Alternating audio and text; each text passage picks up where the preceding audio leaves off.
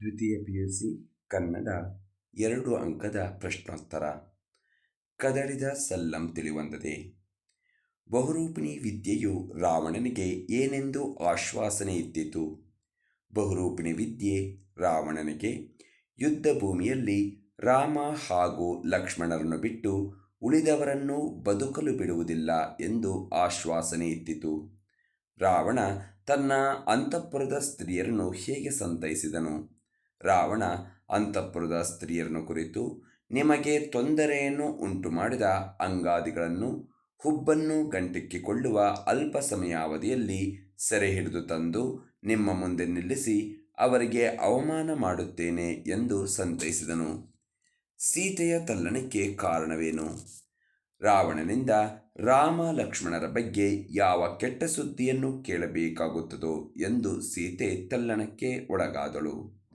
ರಾವಣ ಸೊಕ್ಕಿನಿಂದ ಸೀತೆಯನ್ನುದ್ದೇಶಿಸಿ ಆಡಿದ ಮಾತುಗಳು ಯಾವುವು? ರಾವಣ ಸೀತಾದೇವಿಯನ್ನು ಕುರಿತು, ಬಹುರೂಪಿಣಿ ವಿದ್ಯೆ ನನ್ನ ವಶವಾಗಿದೆ. ಯುದ್ಧ ಭೂಮಿಯಲ್ಲಿ ನನ್ನನ್ನು ಎದುರಿಸುವವರು ಯಾರೂ ಇಲ್ಲ. ನನಗೆ ಪ್ರತಿಪಕ್ಷ ಎಂಬುದು ಇಲ್ಲ. ಆದ್ದರಿಂದ ರಾಮನ ಮೇಲಿನ ನಂಬಿಕೆಯನ್ನು ಬಿಟ್ಟು ನನ್ನನ್ನು ಒಪ್ಪಿಕೊಂಡು ಸಾಮ್ರಾಜ್ಯ ಸುಖವನ್ನು ಅನುಭವಿಸೆಂದು ಸೊಕ್ಕಿನಿಂದ ಮಾತನಾಡಿದನು.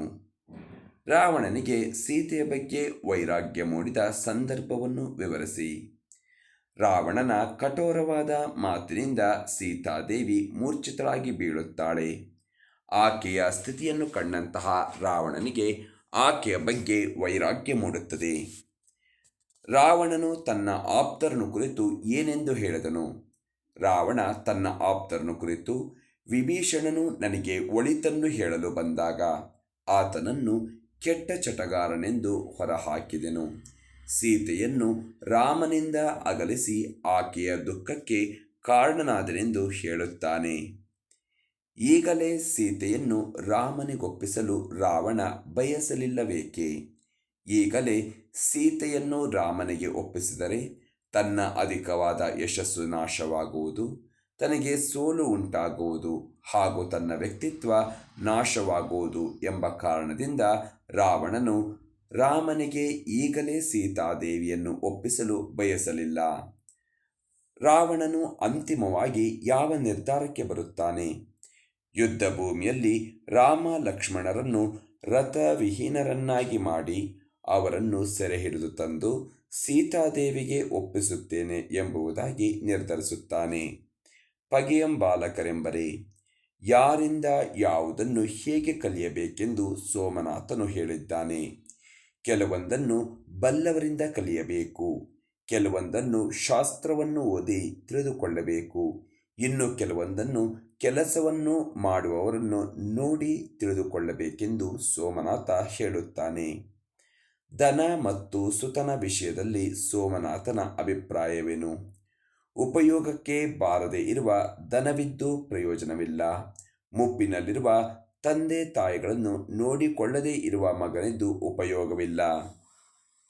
ರಾಜ ಮತ್ತು ಮಂತ್ರಿಗಳಿಗೆ ಯಾವ ಅರ್ಹತೆಗಳಿರಬೇಕೆಂದು ಸೋಮನಾಥ ಹೇಳಿದ್ದಾನೆ. ಯಾರು ಏನೇ ಅಂದರೂ ಕೋಪಿಸಿಕೊಳ್ಳದೇ ಇರುವವನು ರಾಜನಾಗಬಲ್ಲ. ಸಮಯಕ್ಕೆ ಸರಿಯಾಗಿ ನಾನಾ ರೀತಿಯ ಉಪಾಯವನ್ನು ಮಾಡಬಲ್ಲವನು ಮಂತ್ರಿಯಾಗಲು ಸಾಧ್ಯವೆಂದು ಸೋಮನಾಥ ರಾಜ ಮತ್ತು ಮಂತ್ರಿಗಳ ಅರ್ಹತೆಯ ಬಗ್ಗೆ ಹೇಳಿದ್ದಾನೆ. ಶುಚಿ ಮತ್ತು ಸ್ವಾದವನ್ನು ಕುರಿತು ಸೋಮನಾಥನ ಅಭಿಪ್ರಾಯವೇನು? ಹೊಟ್ಟೆಯೊಳಗೆ ಕೆಸರು ತುಂಬಿಕೊಂಡಿದ್ದು ಹೊಟ್ಟೆಯ ಮೇಲ್ಭಾಗ ತೊಳೆದರೆ ಶುಚಿಯಾಗಲಾರದು. ಹಾಗೆಯೇ ಪಾಪಿಯು ಗಂಗೆಯಲ್ಲಿ ಮಿಂದ ಮಾತ್ರಕ್ಕೆ ಆತನು ಪಾಪಗಳಿಂದ ಮುಕ್ತನಾಗುವುದಿಲ್ಲ.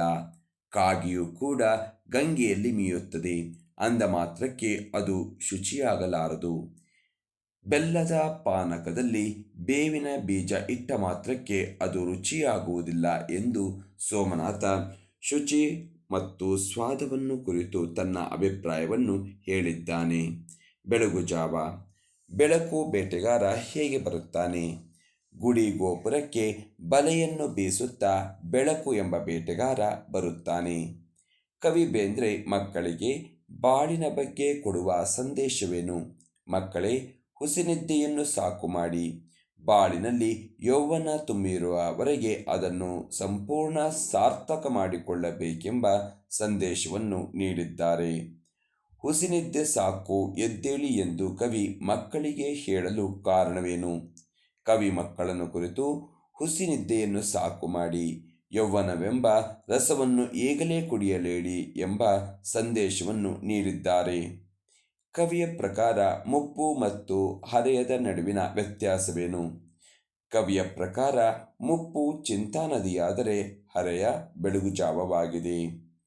ಬಾನು ಮತ್ತು ಮರದ ನಿತ್ಯ ನೂತನತೆಯ ಬಗ್ಗೆ ಕವಿ ಏನು ಹೇಳಿದ್ದಾರೆ? ಬಾನಿನಲ್ಲಿ ಕಾಂತಿ ಮತ್ತೆ ಮೂಡಬಹುದು, ಮರ ಮತ್ತೆ ಚಿಗರಬಹುದು ಎಂಬುದಾಗಿ ಹೇಳಿದ್ದಾರೆ. ಶಿಲುಬೆಗೆ ಏರಿದ್ದಾನೆ. ಕ್ರಿಸ್ಮಸ್ ಮನೆಗೆ ಏನನ್ನು ಹೊತ್ತು ತಂದಿದೆ? ಕ್ರಿಸ್ಮಸ್ ಮನೆಗೆ ಕೇಕು, ಚಳಿ, ನಕ್ಷತ್ರ ದೀಪವನ್ನು ಹೊತ್ತು ತಂದಿದೆ. ಹತ್ತಿಯ ರೂಪ ತಾಳಿ ಕ್ರಿಸ್ಮಸ್ ಗಿಡವಾಗಿ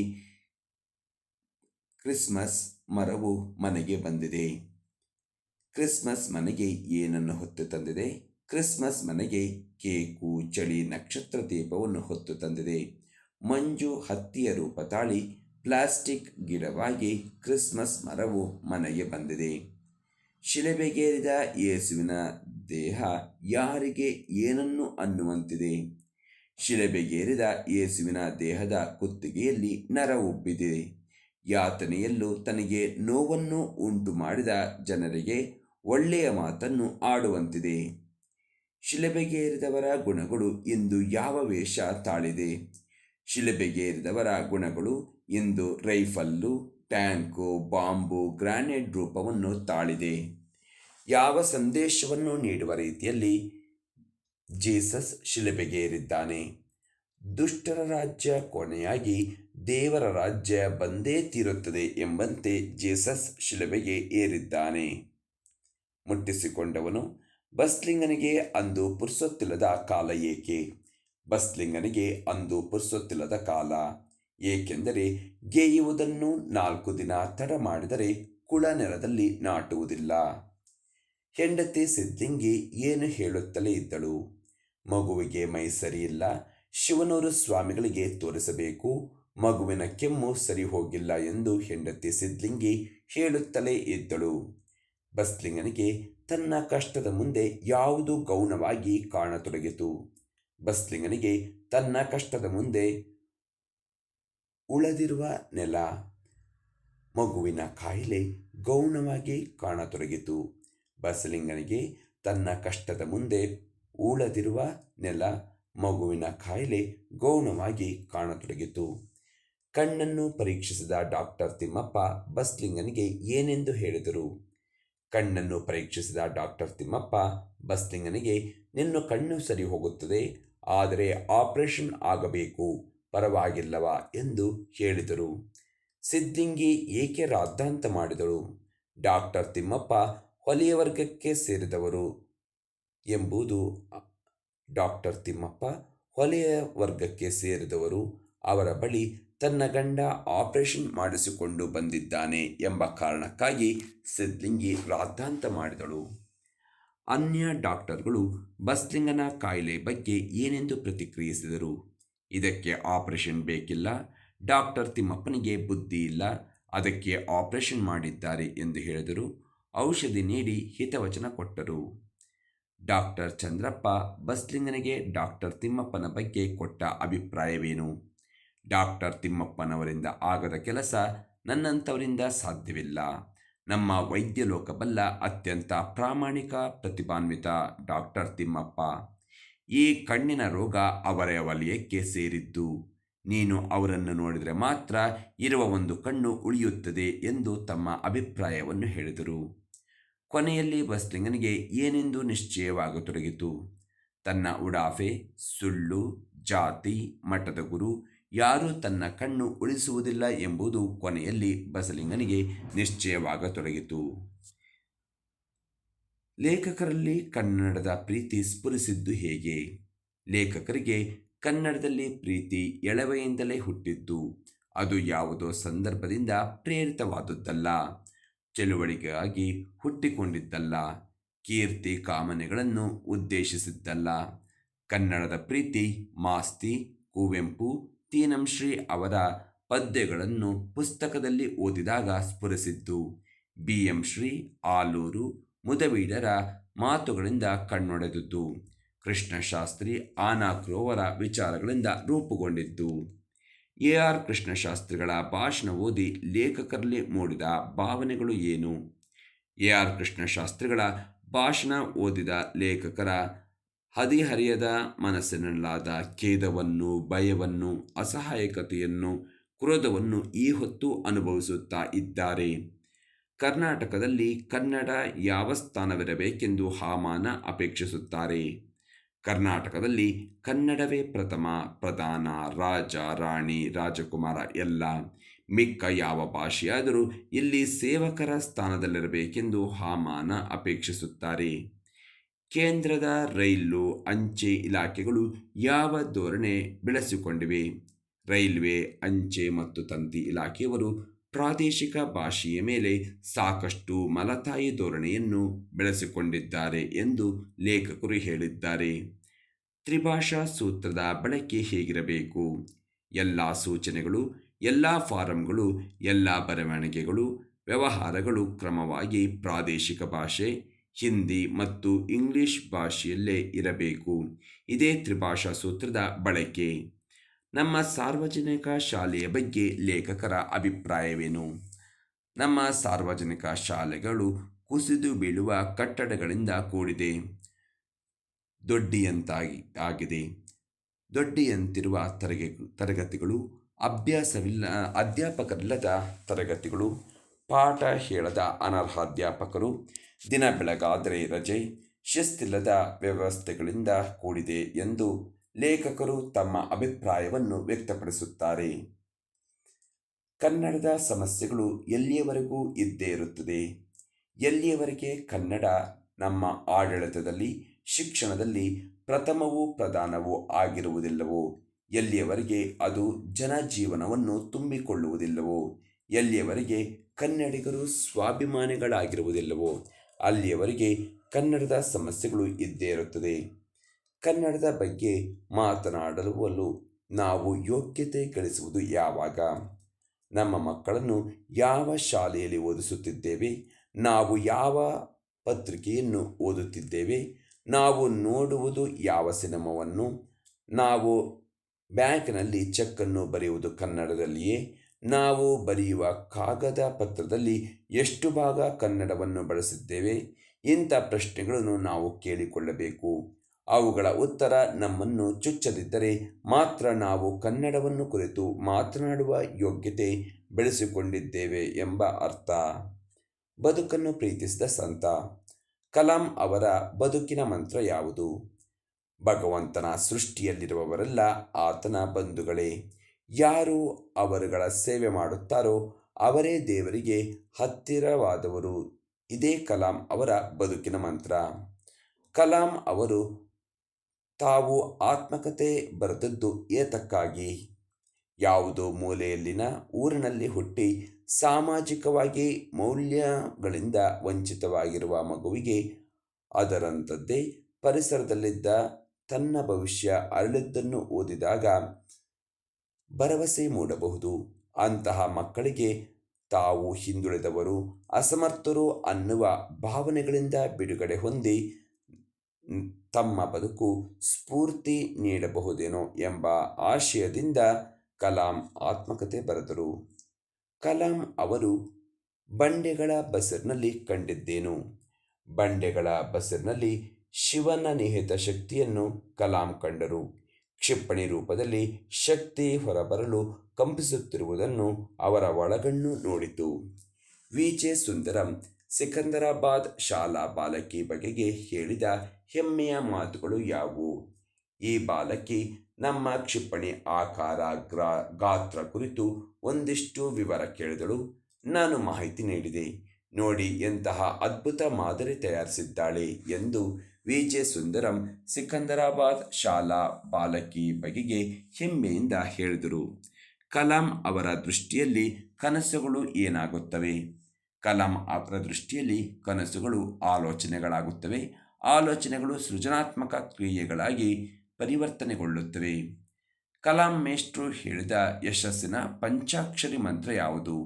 ಕಲಾಂ ಮೇಷ್ಟ್ರು ಹೇಳಿದ ಯಶಸ್ಸಿನ ಪಂಚಾಕ್ಷರಿ ಮಂತ್ರ ಹೀಗಿದೆ: ಕುತೂಹಲ, ಆಲೋಚನಾ ಶಕ್ತಿ, ಜ್ಞಾನ, ಕಷ್ಟಪಟ್ಟು ಕೆಲಸ ಮಾಡುವುದು ಮತ್ತು ಗುರಿ ಸಾಧಿಸುವ ಛಲ. ಇವು ಯಶಸ್ಸಿನ ಪಂಚಾಕ್ಷರಿ ಮಂತ್ರಗಳು. ಹಳ್ಳಿಯ ಚಹಾ ಹೋಟೆಲ್ಗಳು. ಪಟ್ಟಣದ ಹೋಟೆಲ್ನ ಕಟ್ಟಡಗಳು ಹೇಗಿವೆ? ಪಟ್ಟಣದ ಹೋಟೆಲ್ನ ಕಟ್ಟಡ ನೋಡಲು ಭವ್ಯವಾಗಿದೆ. ನಡೆದರೆ ಕಾಲು ಜಾರುವ ನಯವಾದ ಪಾರಸಿಯ ನೆಲವಿದೆ. ಕುರ್ಚಿಯ ಮೇಲೆ ತಂಪಾದ ಫ್ಯಾನಿನ ಗಾಳಿ ಇದೆ. ಟೇಬಲ್ನ ಮೇಲೆ ಗ್ಲಾಸ್ ಇದೆ. ಗ್ಲಾಸ್ನಲ್ಲಿ ನೀರು ಇದೆ. ಹಳ್ಳಿಯ ಚಹದ ಅಂಗಡಿ ಎಂದರೆ ಹೇಗಿರುತ್ತದೆ? ಹಳ್ಳಿಯ ಚಹದ ಅಂಗಡಿಯಲ್ಲಿ ಮುರುಕು ಬೆಂಚು ಇದೆ. 3 ಕಾಲಿನ ಕುರ್ಚಿ ಇದೆ. ಭಾವೈಕ್ಯತೆ ಈ ದೇಶದಲ್ಲಿ ಎಲ್ಲಿದೆ? ಭಾವೈಕ್ಯತೆ ಈ ದೇಶದಲ್ಲಿ ಹಳ್ಳಿಯ ಚಹದ ಅಂಗಡಿಯಲ್ಲಿದೆ. ಭಾವೈಕ್ಯತೆಯನ್ನು ಇಲ್ಲಿ ಮಾತ್ರ ಕಾಣಬಹುದು ಎಂದು ಲೇಖಕರು ಹೇಳಿದ್ದಾರೆ. ರೋಗಿಗಳ ಹಾಗೂ ಪಥ್ಯ ಮಾಡುವವರ ಜಿದ್ದು ಎಂತಹದ್ದು? ಹಾಗೂ ಸಾಯುತ್ತೇನೆ, ಹೀಗೂ ಸಾಯುತ್ತೇನೆ, ಕರೆದಿದ್ದನ್ನು ತಿಂದೇ ಸಾಯುತ್ತೇನೆ ಎನ್ನುವುದು ರೋಗಿಗಳ ಹಾಗೂ ಪಥ್ಯ ಮಾಡುವವರ ಜಿದ್ದು. ಗಿಡ್ಡ ಮಾಸ್ತರರು ಶಾಲೆಯಲ್ಲಿ ಹುಡುಗರಿಗೆ ಏಕೆ ಹೊಡೆಯುತ್ತಾರೆ? ಗಿಡ್ಡ ಮಾಸ್ತರ್ ಶಾಲೆಯಲ್ಲಿ ಹುಡುಗರಿಗೆ ಹೊಡೆಯುವುದಕ್ಕೆ ಮನೆಯಲ್ಲಿ ಅವರ ಹೆಂಡತಿಯ ಕಾಟವೇ ಕಾರಣವೆಂದು ನಿರ್ಣಯಿಸಿದ್ದಾರೆ. ಹಳ್ಳಿಗರ ಆಕ್ಷೇಪದ ವಿಷಯ ಯಾವುದು? ಹೊಸದಾಗಿ ವರ್ಗವಾಗಿ ಬಂದ ವೈದ್ಯಾಧಿಕಾರಿ ರೋಗಿಗಳಿಗೆ ಬರೀ ಪ್ರಿಸ್ಕ್ರಿಪ್ಷನ್ ಮಾತ್ರ ಬರೆದುಕೊಡುತ್ತಿದ್ದಾರೆ ಎಂಬುದು ಹಳ್ಳಿಗರ ಆಕ್ಷೇಪದ ವಿಷಯವಾಗಿದೆ. ಸುದ್ದಿಯ ಸೂರಪ್ಪನಾದ ಭರಮಣ್ಣ ಗೊಂಬೆಯನ್ನು ಹೇಗೆ ವರ್ಣಿಸುತ್ತಾನೆ? ಏನ್ ಹೆಣ್ಣಪ್ಪ ಅದು, ಕೈ ತೊಳೆದು ಮುಟ್ಟಬೇಕು ಅದನ್ನು ಎಂದು ಸುದ್ದಿಯ ಸೂರಪ್ಪನಾದ ಭರಮಣ್ಣ ಗೊಂಬೆಯನ್ನು ನೋಡಿ ವರ್ಣಿಸುತ್ತಾನೆ. ಕೃಷ್ಣೇಗೌಡರ ಆನೆ. ನಮ್ಮ ಕಡೆ ಕೆಮ್ಮುವುದು ಕಾಲಿಂಗ್ ಬೆಲ್ ಇದ್ದ ಹಾಗೆ ಎಂದು ನಿರೂಪಕರು ಹೇಳುವುದೇಕೆ? ಮನೆಯವರ ಹೆಸರೇನು? ಹೆಸರಿಡಿದು ಕರೆಯಬೇಕೆ? ಸ್ವಾಮಿ ಎನ್ನಬೇಕೆ? ಬಹುವಚನ ಉಪಯೋಗಿಸಬೇಕೆ? ಏಕವಚನ ಉಪಯೋಗಿಸಬೇಕೆ? ಹೀಗೆ ಭಾಷೆಯನ್ನು ಉಪಯೋಗಿಸಬೇಕೆಂದರೆ ತೊಂದರೆ ಉಂಟಾಗುತ್ತದೆ. ಆದ್ದರಿಂದ ಲೇಖಕರು ಕೆಮ್ಮು ನಮ್ಮ ಕಡೆ ಕಾಲಿಂಗ್ ಬೆಲ್ ಇದ್ದ ಹಾಗೆ ಎಂದು ಹೇಳಿದ್ದಾರೆ. ದುರ್ಗಪ್ಪ ಏಕೆ ಬಂದಿರಬಹುದು ಎಂದು ನಿರೂಪಕರು ಯೋಚಿಸಿದರು. ಇನಾಮು ಕೇಳಲು, ಚಂದ ವಸೂಲಿಗೋ, ಕಾಫಿ ಬೀಜ ಅಥವಾ ಏಲಕ್ಕಿಯನ್ನು ಕೇಳಲು ಬಂದಿರಬಹುದು ಎಂದು ಯೋಚಿಸಿದರು. ಕೃಷ್ಣೇಗೌಡನ ಆನೆ ಹುಟ್ಟಿ ಬೆಳೆದ ಬಗ್ಗೆ ಹೇಗೆ? ಗೂಳೂರು ಮಠದಲ್ಲಿ ಆನೆ ಮರಿ ಹಾಕಿತು. ಅದೇ ಕೃಷ್ಣೇಗೌಡರ ಬಳಿಯಿರುವ ಗೌರಿ ಎಂಬ ಆನೆ. ಇದು ಹುಟ್ಟಿ ಬೆಳೆದಿದ್ದಲ್ಲ, ನಾಡಿನಲ್ಲಿ, ಜನರ ಮಧ್ಯೆ. ಆದ್ದರಿಂದ ಇದಕ್ಕೆ ಕಾಡಿನ ಬಗ್ಗೆ ಆಗಲಿ ಅಥವಾ ಕಾಡಿನಲ್ಲಿರುವ ಇತರ ಆನೆಗಳ ಬಗ್ಗೆ ಆಗಲಿ ತಿಳಿದಿರಲಿಲ್ಲ. ಮಠದವರಿಗೆ ಆನೆಗಿಂತ ವೇಲಾಯುಧನನ್ನು ಸಾಕಲು ತ್ರಾಸಾದದ್ದು ಏಕೆ? ವೇಲಾಯುಧ ದಿನದ 24 ಗಂಟೆ ಕುಡಿದುಕೊಂಡೇ ಬಿದ್ದಿರುತ್ತಿದ್ದ. ಇದು ಮಠದ ಸಾತ್ವಿಕ ವಾತಾವರಣಕ್ಕೆ ಧಕ್ಕೆಯಾಗಿತ್ತು. ಆದ್ದರಿಂದ ಮಠದವರಿಗೆ ಆನೆಗಿಂತ ವೇಲಾಯುಧನನ್ನು ಸಾಕಲು ತ್ರಾಸಾಯಿತು. ಆನೆ ಸಾಕುವುದರ ಬಗ್ಗೆ ಜನರ ನಂಬಿಕೆ ಏನಾಗಿತ್ತು?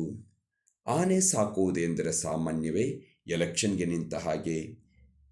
ಮನೆ ಮಠ ಸಂಪೂರ್ಣ ಹಾಳು ಮಾಡಿಕೊಂಡು ಹೆಂಡತಿ ಮಕ್ಕಳ ಬಾಯಿಗೆ ಮಣ್ಣನ್ನು ಹಾಕುವ ಕ್ಷಿಪ್ರ ಮಾರ್ಗ ಎಂದು ಭಾವಿಸಿದ್ದರು. ಸೊರಗಿದ್ದ ಆನೆಯನ್ನು ಕೃಷ್ಣೇಗೌಡ ಹೇಗೆ ಸಾಕಿದ? ಮಠದಲ್ಲಿ ಮೊಸರನ್ನ, ಒಣ ಹುಲ್ಲು ತಿಂದು ಸೊರಗಿದ್ದ ಆನೆಗೆ ಕೃಷ್ಣೇಗೌಡ ಬಯನೆ ಸೊಪ್ಪು, ಹಸಿ ಹುಲ್ಲು, ಹಿಂಡಿ, ಬೆಲ್ಲ, ಗೆಣಸು ನೀಡಿ ಸಾಕಿದ. ಕಾಡಾನೆ ಹಾವಳಿಗೆ ಪ್ರಕಾಶ್ ನೀಡಿದ ಕಾರಣವೇನು? ಅರಣ್ಯ ಇಲಾಖೆಯವರು ಕಾಡಿನ ಮರವನ್ನು ತೆಗೆದು ನೀಲಗಿರಿ, ಅಕೇಶಿಯಾ ಮುಂತಾದ ಆನೆಗಳಿಗೆ ನಿರುಪಯುಕ್ತವಾದ ಮರವನ್ನು ನೆಡುತ್ತಿದ್ದಾರೆ. ಆದ್ದರಿಂದ ಆನೆಗಳು ಕಾಡನ್ನು ಬಿಟ್ಟು ನಾಡಿಗೆ ಬರುತ್ತಿವೆ ಎಂದು ಹೇಳಿದ.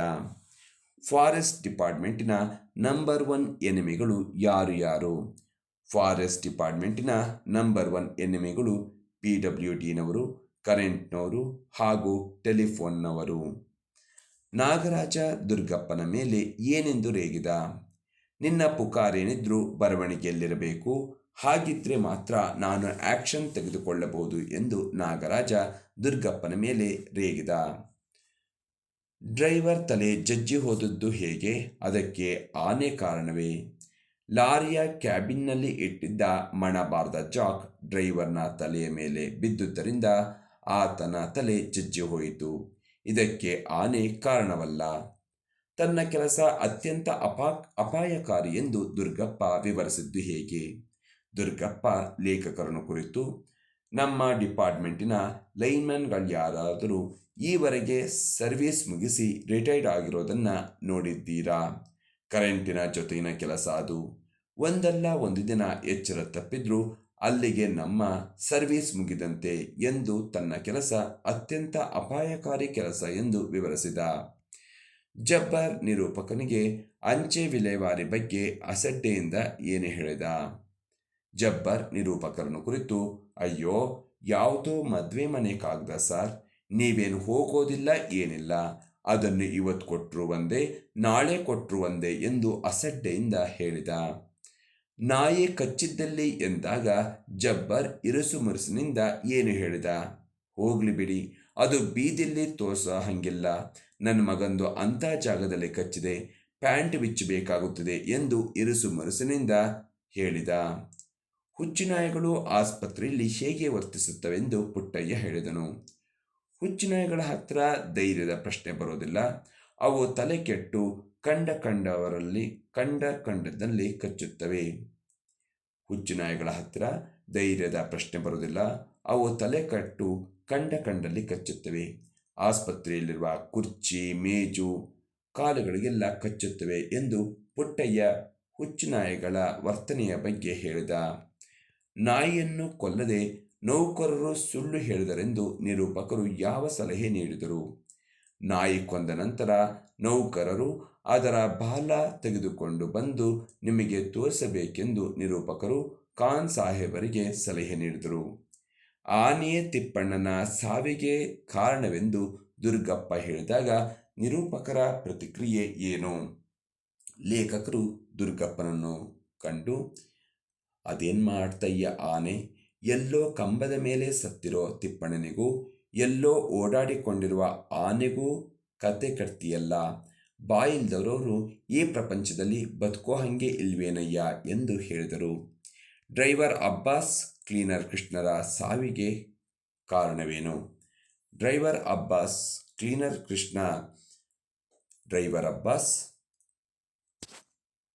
ಲಾರಿಯನ್ನು ಬಿಟ್ಟುಕೊಂಡು ಬರಬೇಕಾದರೆ ಆತನಿಗೆ ಬೀಡಿ ಸೇದುವ ತೆವಲು ಆರಂಭವಾಯಿತು. ಸ್ಟೇರಿಂಗನ್ನು ಕೃಷ್ಣನ ಕೈಯಲ್ಲಿ ಕೊಟ್ಟು ಬೀಡಿಯನ್ನು ಹೊತ್ತಿಸಿಕೊಳ್ಳುವ ಸಂದರ್ಭದಲ್ಲಿ ಲಾರಿ ಮರದ ಕಡೆಗೆ ಧಾವಿಸುತ್ತಿತ್ತು. ಮರಕ್ಕೆ ಲಾರಿ ಡಿಕ್ಕಿ ಹೊಡೆದಿದ್ದರಿಂದ ಹಿಂದೆ ಇದ್ದ ದಿಮ್ಮಿಗಳು ಕ್ಯಾಬಿನನ್ನು ಸೀಳಿಕೊಂಡು ಒಳನುಗ್ಗಿದವು. ಮರಕ್ಕೂ ಹಾಗೂ ದಿಮ್ಮಿಗಳ ಮಧ್ಯೆ ಸಿಲುಕಿದ ಡ್ರೈವರ್ ಅಬ್ಬಾಸ್ ಮತ್ತು ಕ್ಲೀನರ್ ಕೃಷ್ಣರು ಸಾವನ್ನಪ್ಪಿದರು. ಡ್ರೈವರ್ ಅಬ್ಬಾಸ್ ಮತ್ತು ಕ್ಲೀನರ್ ಕೃಷ್ಣರ ಸಾವಿಗೆ ಆನೆ ಕಾರಣವಲ್ಲವೆಂದು ಕೃಷ್ಣೇಗೌಡನಿಗೆ ಏಕೆ ಹೇಳಲಾಗಲಿಲ್ಲ? ಏಕೆಂದರೆ ಇವರು ಮಾಡುತ್ತಿದ್ದ ವ್ಯವಹಾರವೇ ಅಂಥದ್ದು. ಈ ವಿಷಯ ಜನರಿಗೆ ತಿಳಿಸಿದರೆ ಇವರು ಮಾಡುತ್ತಿರುವ ಕಳ್ಳನಾಟದ ಸಾಗಾಣೆಯ ವಿಚಾರ ಸಮಾಜಕ್ಕೆ ಗೊತ್ತಾಗಿ ಕೃಷ್ಣೇಗೌಡರ ಆನೆ, ಶಿವೇಗೌಡರ ಸ್ಯಾಮಿಲ್ ಹಾಗೂ ಲಾರಿ ಸೀಸ್ ಆಗುತ್ತಿತ್ತು. ಆದ್ದರಿಂದ ಈ ವಿಷಯವನ್ನು ಯಾರಿಗೂ ಹೇಳುವಂತಿರಲಿಲ್ಲ. ಆನೆಯನ್ನು ಹದ್ದು ಬಸ್ತಿನಲ್ಲಿಡುವುದರ ಬಗ್ಗೆ ವೇಲಾಯುಧನ ಅಪ್ಪ ಏನು ಹೇಳಿದ್ದ? ಆನೆಯ ಕಾಲಿನ ಉಗುರುಗಳ ಬಳಿ ಅಂಕುಶದಿಂದ ತಿವಿದರೆ ಅದಕ್ಕೆ ಪ್ರಾಣವೇ ಹೋಗುವಷ್ಟು ನೋವಾಗುತ್ತದೆಂದು. ಆ ಭಯಂಕರ ನೋವಿಗೆ 4 ಸಾರಿ ತಿವಿಯೋದ್ರೊಳಗೆ ಎಂತಹ ಪುಂಡ ಆನೆಯಾದರೂ ಶರಣಾಗಿ ನೆಲದ ಮೇಲೆ ಮಲಗಿಬಿಡುತ್ತದೆಂದು ವೇಲಾಯುಧನ ಅಪ್ಪ ಅವನಿಗೆ ಹೇಳಿದ್ದ. ಅರಣ್ಯ ಇಲಾಖೆಯವರು ನಾಗರಾಜನನ್ನು ಕುರಿತು ಏನೆಂದು ಜಾಹೀರಾತು ನೀಡಿದರು? ಅರಣ್ಯ ಇಲಾಖೆಯವರು ಪತ್ರಿಕೆಯಲ್ಲಿ ನಾಗರಾಜನ ಫೋಟೋ ಕೊಟ್ಟು, ಮನೆಯವರು, ಮೇಲಧಿಕಾರಿಗಳು ಹಾಗೂ ಊರಿನ ಜನರೆಲ್ಲ ನಿನ್ನದೇ ನಿರೀಕ್ಷೆಯಲ್ಲಿದ್ದಾರೆಂದು, ನಿನ್ನ ವಿರುದ್ಧ ಯಾವುದೇ ಕ್ರಮ ಅಥವಾ ಶೋಕಾಸ್ ನೋಟಿಸ್ ಅಥವಾ ತನಿಖೆ ನಡೆಸುವುದಿಲ್ಲವೆಂದು ಈ ಮನವಿ ನೋಡಿದ ಕೂಡಲೇ ಎಲ್ಲಿದ್ದರೂ ಹಿಂತಿರುಗಿ ಬರತಕ್ಕದ್ದೆಂದು ಜಾಹೀರಾತು ಕೊಟ್ಟು ಇಂದಲ್ಲ ನಾಳೆ ಅವರು ಬರಬಹುದೆಂದು ಕಾಯುತ್ತಿದ್ದಾರೆ. ಇಲ್ಲಿಗೆ ಈ 2 ಅಂಕದ ಪ್ರಶ್ನೋತ್ತರ ಮುಕ್ತಾಯವಾಗಿದೆ. ಎಲ್ಲರಿಗೂ ನಮಸ್ಕಾರ.